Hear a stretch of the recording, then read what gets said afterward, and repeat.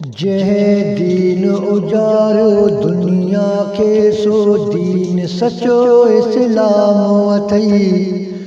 मुँह मोड़ न मुस्लिम हिनका रखनी खुदा जो नाम अथई।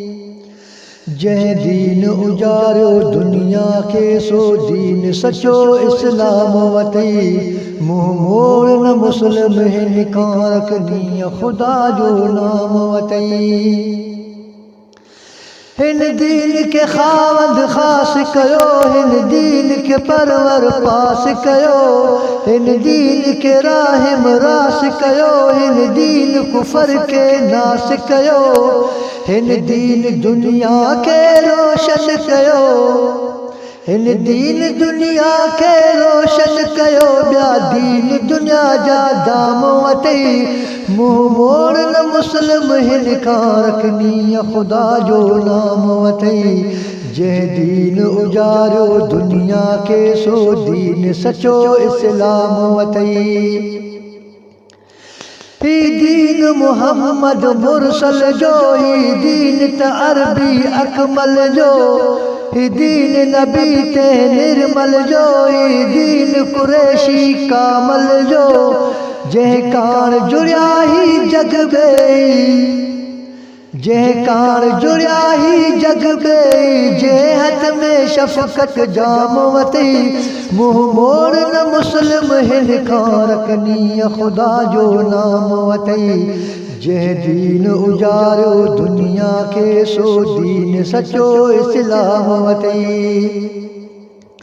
हिन दीन बशर के हक़ ॾिना, हिन दीन ज़ुल्म के धक ॾिना, हिन दीन छॾाए शक ॾिना, हिन लाग लखेला शक ॾिना, हिन दीन में पूरा प्यार भरिया, हिन दीन में पूरा प्यार भरिया, रब पाक ॾिना पैगाम वठई। मुँह मोड़ न मुस्लिम हिनका रखनी खुदा जो नाम वठई।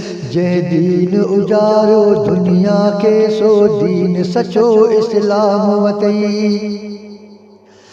सिद्दीक़ उमर उस्मान तॾिस ऐं हैदर जहिड़ा जवान तॾिस, हुसैन हसन जो मान तॾिस, शबीर शेर जी शान तॾिस, ऐं हारिस ख़ालिद ख़ान तॾिस, ऐं हारिस ख़ालिद ख़ान तॾिस, से अखियनि जा सभु आराम वठई। मुँह मोड़ न मुस्लिम हिनका रखनी खुदा जो नाम वठई। जंहिं दीन उजारियो दुनिया के सो दीन सचो इस्लाम वठई। हिन दीन के हासिल करण लाइ हित सीमत जहिड़ा सुख टुकर सुका, हिन दीन नबीअ जो सिकन प्यासरे अब हम खाए बोर बुका। कुछ मुस्लिम मोमिन सोच जरा, कुछ मुस्लिम मोमिन सोच जरा, दी मैशर अगियां क़याम वठई। मुँह मोड़ न मुस्लिम हिनका रखनी खुदा जो नाम वठई। जंहिं दीन उजारियो दुनिया के सो दीन सचो इस्लाम वठई। अज दीन हिते मज़लूम थियो, हर माण्हू मन महरूम थियो, कूड़े इल्म ले कॉलेजनि में हर जाइ हुल हुजूम थियो। अज उलमा इनका मुजरे अदा, अज उलमा इनका मुजरे अदा, जो कादर जो त कलाम वठई। मुँह मोड़ न मुस्लिम हिनका रखनी खुदा जो नाम वठई। जंहिं दीन उजारियो दुनिया के सो दीन सचो इस्लाम वठई। हिन दीन असांखे छा न ॾिनो, अरकान ॾिना ईमान ॾिनो, हर मुस्लिम खे हिन मान ॾिनो, हिन कादर जो त क़ुरान ॾिनो।